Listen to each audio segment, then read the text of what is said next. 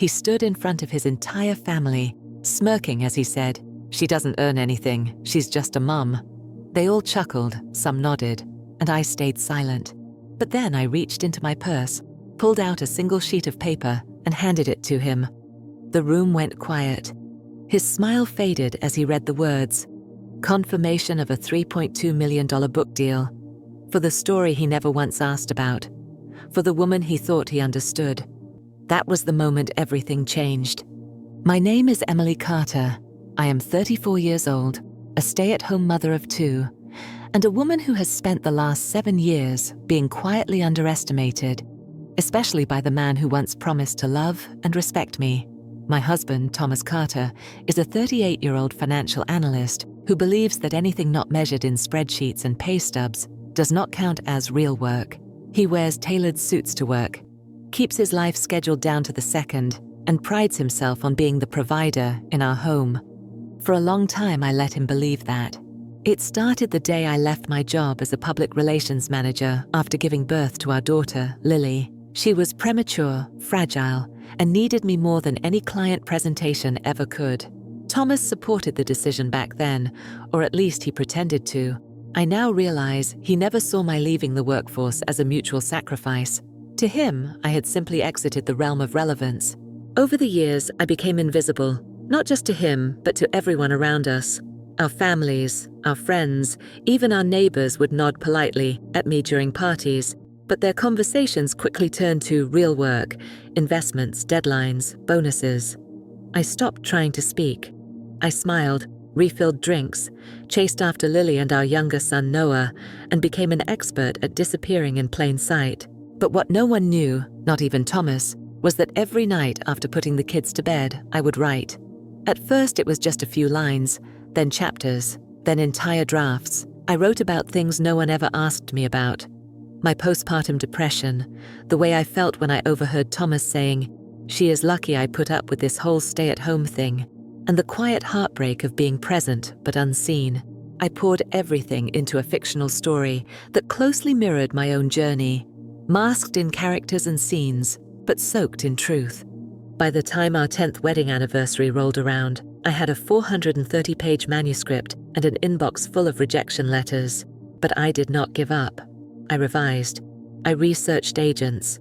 I rewrote entire arcs while the dishwasher hummed and the kids snored. Then one night, as Thomas slept beside me, phone in hand, still scrolling through some market report, I received an email from a major publishing house. They wanted to buy my manuscript. The advance? $3.2 million. I sat there staring at the screen for what felt like hours. Not because of the number, but because for the first time in years, someone saw me. Someone valued my voice. I had achieved something monumental, and I had done it entirely on my own. And yet, I did not tell Thomas. Not that night. Not the next day. Not even the next week. I wanted the moment to be mine. For once. I signed the deal, opened a separate account, and continued living like the woman he believed I was. Just a mum, just a wife, just someone who needed him more than she deserved to be needed. Then came the family vacation. Thomas's parents had rented a beach house in the Outer Banks of North Carolina, a sprawling pastel blue mansion with a wraparound porch and enough bedrooms to accommodate his entire extended family. It was meant to be a celebratory gathering. Thomas's younger brother Ben had just gotten promoted, and everyone was there to toast his success. I walked into that house knowing what I was about to do. I had packed the printed copy of the email in my suitcase, folded neatly between swimwear and coloring books. I had memorized the date and time the announcement would go live on the publisher's website. July 15th, at exactly noon. The countdown had begun. That first night, I was invisible again. The women talked about school drop-offs and how hard it was to lose the baby weight. The men discussed the stock market and real estate. I sat in a corner, holding Noah's hand as he fell asleep in my lap. Thomas barely glanced at me. The next morning, I got up early and took a walk on the beach. The sand was cool and soft, and for a moment, I allowed myself to breathe in the calm before the storm. At breakfast, I cooked eggs and bacon for everyone, set the table, poured orange juice, and listened as Thomas recounted his stressful work week to his cousin like he was a war veteran. Then, sometime around lunch, the moment came. Thomas stood in front of the entire family, plate in hand, gesturing dramatically as he spoke about sacrifices and roles. "I mean, I work 60 hours a week so Emily can stay home with the kids. She does not earn anything, she is just a mum. But hey, someone has to raise the next generation, right?" He laughed. So did a few others. His mother patted my hand as if to say, "It is a noble life, dear." I looked around. Every eye was on me, full of pity and condescension. That was when I stood up slowly, reached into my purse, and pulled out the folded piece of paper. The air shifted. I handed it to Thomas. He looked confused at first, then started reading. His lips moved silently across the words. His brows furrowed, his eyes scanned faster. And then, they stopped. His hands trembled slightly. "What is this?" he asked, voice low. "That is the email confirming my book deal," I said, loud enough for everyone to hear. $3.2 million for a story you never cared to listen to. The silence was immediate and beautiful. His mother's hand slipped off mine. Ben's fiancée dropped her fork. One of the kids muttered, "Whoa," and Thomas just stood there, mouth half open, as though someone had hit pause on his entire world. But this was only the beginning. Thomas stood there holding the paper like it was radioactive. I could see the flush creeping up his neck, but for the first time in years, I did not feel small beneath his anger. I felt powerful. I felt seen. But what happened next, I never saw coming. His sister Rachel suddenly burst out laughing, not the kind of polite laugh you use to break tension, but a sharp, stunned laugh that said, "Finally." She raised her glass and said, "Well, it is about time someone in this family did something that actually matters." The room froze again. Rachel had always been the quiet one, the one who faded into the background during Carter family debates, but she looked me dead in the eyes and added, "I read the first few chapters. Emily, it is brilliant. You should know that." My hands trembled slightly. "You read it?" She nodded and then glanced at Thomas. "She let me read it a few months ago. I was sworn to secrecy, but I told her then, this is going to change everything." Thomas's voice was tight. "You let Rachel read it, but not me." I did not answer. There was nothing to explain. He never once asked about the notebook I carried, the laptop that stayed open late into the night, or the stack of drafts I kept hidden under the bed. Why would I offer something so personal to someone who never even noticed it existed? Before he could say anything else, his father stood up. $3.2 million. Are you sure it is not a scam? That was Thomas's family in a nutshell. Suspicious of anything that did not come with a salary breakdown or investment return chart. I smiled. The publisher is real. The advance has already cleared into my account. The book will hit shelves in October. Rachel clapped, and even Thomas's cousin David muttered something like, "Damn, that is impressive." But the proud looks were short-lived. Thomas's pride was too fragile. His next move was to reassert dominance. That night, he pulled me aside in the hallway upstairs. "Why would you humiliate me like that in front of everyone?" I stared at him. "You humiliated me for 7 years straight." He scoffed. "You could have told me. We could have managed it together." "You mean so you could take credit for something you never supported? You always treated me like an expense, Thomas. Now you are upset that I turned out to be an asset?" He looked stunned. Not angry, not even sad, just lost. He truly had no idea who I had become, because he never tried to know me. We went to sleep in the same room, but it felt like we were countries apart. The next morning, the storm began. Thomas's brother Ben pulled me aside while I was making coffee. He was unusually quiet, almost nervous. "Look, I hope you don't take this the wrong way, but if you are looking for representation, I have a friend in the film industry. Your story, it could be a movie." I nearly dropped the mug. "You think so?" He nodded. "Honestly, yes. And not just a film, maybe a limited series. The story of a stay-at-home mom everyone dismissed, only for her to become a best-selling author behind their backs. That's not just good, it is gold." I was still processing that when Thomas came barreling into the kitchen. His eyes were wild. He had apparently checked the publishing announcement online and realized it had gone viral. The publishing house had posted a teaser blurb. A woman writes her way out of invisibility, a raw, gripping portrait of motherhood, identity, and betrayal, and it had been reshared over 2,000 times. "You wrote about me," he hissed. "Not exactly," I said carefully. "I wrote about a woman whose husband forgot she existed. But people will think it is about us. They might. Maybe they should." He stormed out of the kitchen, and that would have been the end of it if not for what he did next. That evening, as the sun set over the deck, Thomas stood up in front of the family again. I thought he was going to apologize. Instead, he said, "I think we all need to be careful about what we say or do in front of Emily now. Apparently, anything we say could end up in a book." There it was. The twist I did not expect. The shift from disbelief to damage control. He was already rewriting the narrative, positioning me as the threat, the liability, the one airing the family's dirty laundry. I smiled, only if it is interesting enough to be published. The table erupted in a mixture of laughter and awkward silence, but I saw the look on Thomas's face. This was no longer about the book. This was about the fact that the quiet woman he married had become someone too large to fit in the box he built for her. Later that night, I received another email, this one from the publisher's media department. They were inviting me to do a morning show interview in New York. I stared at the screen, heart pounding, then typed back a simple response. Yes. As I closed my laptop, I looked over at Thomas, who was pretending to sleep. His phone lit up beside him, another notification from a group chat I would never be invited into, but it did not matter anymore. I had a different kind of audience now. I leaned back against the pillow and whispered, "Just a mum, huh?" But I knew something he did not. That was only the first twist in this story. The morning of the interview, I left before sunrise. Thomas barely acknowledged me. He mumbled something about the kids needing lunch packed, but I was already walking out the door.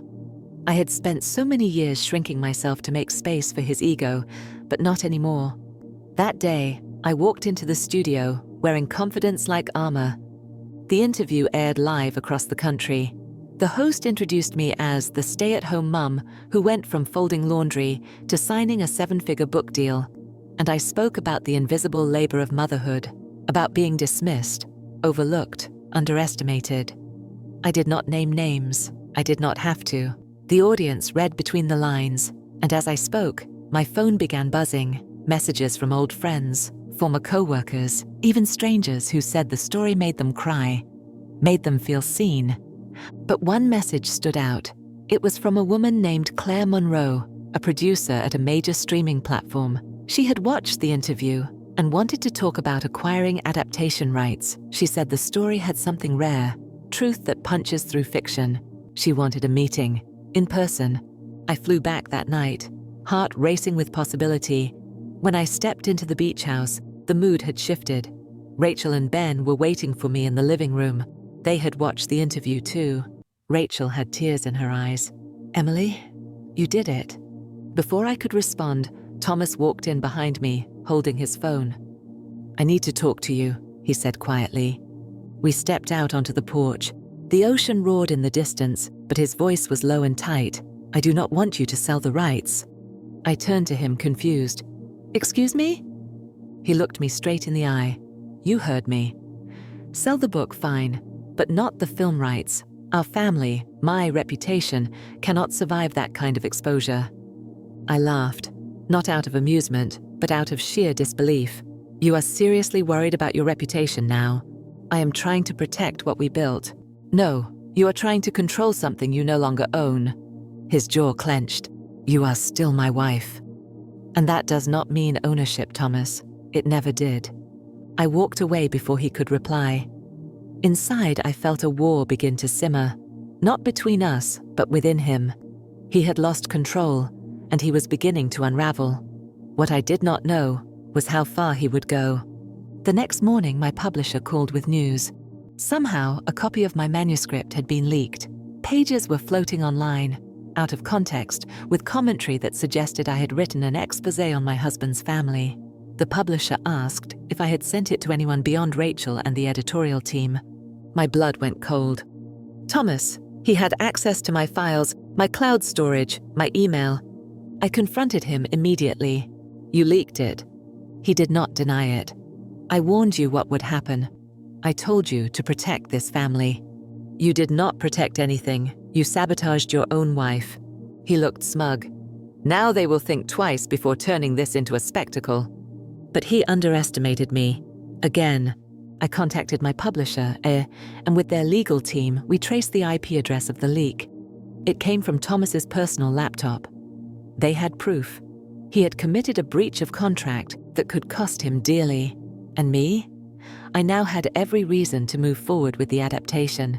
But the next twist came from someone else entirely. Later that week, Rachel came to my room, eyes wide. "There is something you need to know," she said quietly, "about Thomas." I sat down. "What is it?" "He has been lying to you about his job. He was let go 2 months ago. The company downsized. He never told you. He has been pretending to work remote, but I overheard him on the phone, begging a friend to help him find a new position. He is broke, Emily. He is scared." My head spun. But why would he pretend? Rachel sighed. "Because he could not stand the thought of you being more successful than him." Suddenly, everything made sense. His desperation, the sabotage, the obsession with control. Thomas was not just threatened. He was unraveling because he had tied his entire identity to being the provider. And now the tables had turned, but I was not going to stoop to his level. I made one final decision. I returned to the beach that night with my children. We sat in the sand and watched the stars.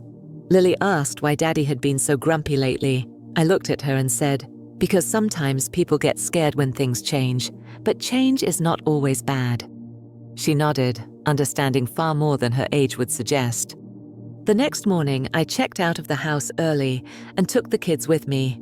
I left a note for Thomas. "You always said I was just a mum, but being a mother is not a limitation. It is my superpower. You will read the rest of my story from a distance now."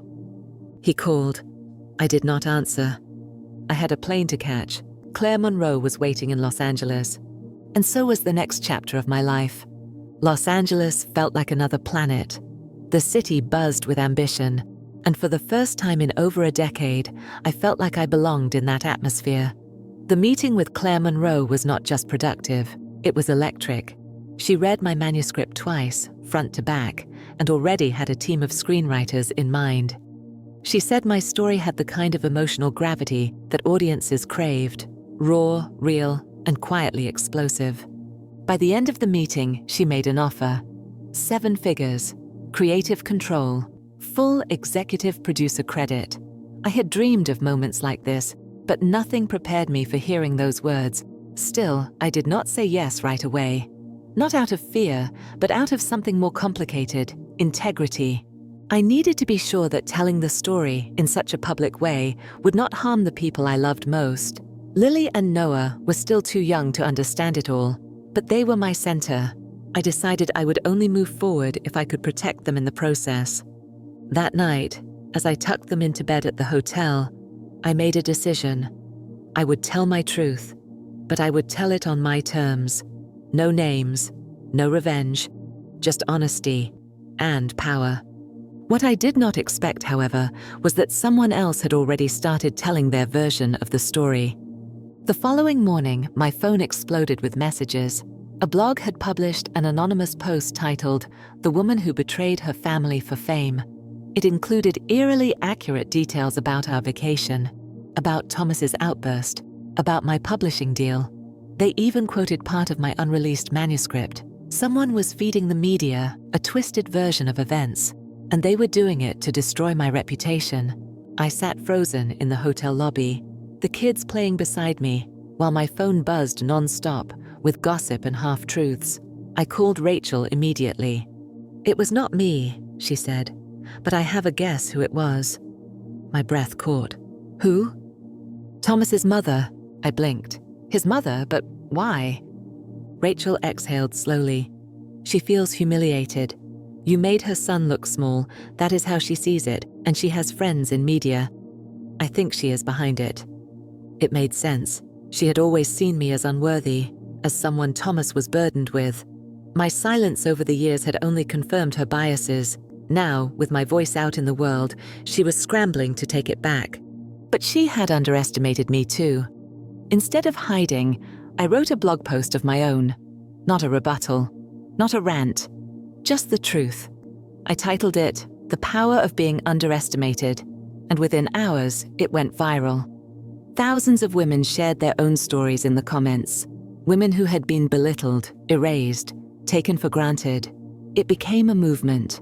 And suddenly, I was no longer just the author of a book. I was a voice in a storm of silenced stories.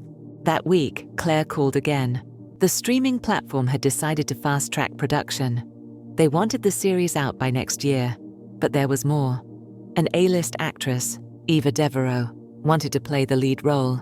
She had read the book, she loved it, and she wanted to meet me. When I met Eva at a rooftop cafe in Beverly Hills, I expected distance, glamour, maybe even arrogance, but what I got instead was warmth. "I cried at page 52, she said, clutching her copy of the manuscript. "You wrote things I have felt for years but never said aloud." We talked for 2 hours. She asked questions, real ones. She wanted to understand the woman behind the story. And when we were done, she said something I will never forget. "Emily, you are not just a mom. You are a mirror, and the world is finally looking in." Back at the hotel, I opened my inbox to another surprise. A message from Thomas. Subject line, "We need to talk." I almost deleted it, but something stopped me. He wrote that he had been forced to resign from the consulting job he had recently found. Apparently, the studio negotiations had stirred up enough attention that someone traced the story back to him. His boss had read the blog post, and although I had never named him, it was clear enough. He said he was being seen as toxic, controlling, a liability. He blamed me for it all. "I know you think you are helping people," he wrote, "but you are destroying your own children's future. Who will want to marry Lily someday, knowing her mother aired every private detail to the world?" That sentence hit me like a punch to the chest, but it was not pain, it was fury. I did not respond. Instead, I printed his email and added it to the stack of research material my legal advisor was gathering. The studio's lawyers were already preparing contracts, but now they were also preparing a protection clause for me and for my children. But the real twist came a week later, at a book launch dinner hosted by my publisher. It was a small, private event. I had just finished a speech thanking the editors, the readers, the team behind the scenes, when I looked up and saw someone I had not seen in 15 years. My father. He had left when I was 19. No warning, no letters, just disappeared. And yet there he was, older, thinner, wearing a wrinkled shirt and holding a copy of my book. I froze. My heart tried to crawl out of my chest. He walked up to me slowly, like he was unsure I would stay. "I read every word," he said. "I recognized myself in there, even though you changed the names." I stared at him. "Why are you here?" His eyes watered. "Because I need you to know, I see you now, and I am sorry I never did before." I was speechless. I had written him out of my life, literally. I had changed his name in the manuscript to someone irrelevant, but life has a way of dragging ghosts back when the lights get bright enough. That night, I cried harder than I had in years, but it was not sadness, it was release. I had not planned to let my father back in. His sudden reappearance at the book launch had cracked open a door I had long since nailed shut. But when he asked to meet for coffee the next morning, I agreed, not out of longing, but out of curiosity. I needed to know if this man, who vanished without explanation, was chasing closure or chasing relevance. He sat across from me in a quiet cafe downtown, sipping black coffee as if this were just another Tuesday. For a while, he said nothing. Then finally, "I followed your story in silence. For months, I was scared to reach out." "Why now?" I asked flatly. "Because I was wrong about you. I left because I was drowning in my own failures, and I did not want you to see that. But when I read your book, I saw a strength in you that I never had." I stared at him, searching for a lie. But there was only a sad, worn-out man trying to rebuild something from the ashes. I told him I forgave him, but I was not ready to let him into my life. Not yet. Maybe not ever. As I walked away, I realized something profound. My book had become a magnet. It was pulling people toward me. Supporters, enemies, ghosts. And while that was powerful, it was also dangerous. Back in Los Angeles, the studio was finalizing the casting. Eva Devereaux had officially signed on.